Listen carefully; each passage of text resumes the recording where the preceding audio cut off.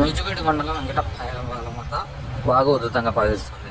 దాదాపు 11 మందికి పైగా వాగు అవతల ఇరుక్కున్నారు గ్రామస్తులు. దీంతో గ్రామస్తులంతా తాడు సాయంతో అవతల ఒడ్డు ఉన్న వారిని యువతల ఒడ్డుకు చేర్చే ప్రయత్నం చేశారు. అయితే ఒక వ్యక్తి మాత్రం ఒక చేత్తో తాడును పట్టుకొని మరో చేత్తో పట్టుకోకుండా వాగును దాటించే ప్రయత్నం చేశారు. దీంతో ఆయన నిర్లక్ష్యానికి ఆయన వాగులో కొట్టుకొని పోయాడు.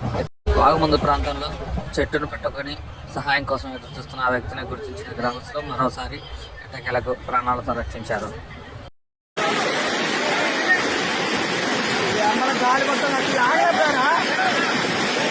సాగే పేరు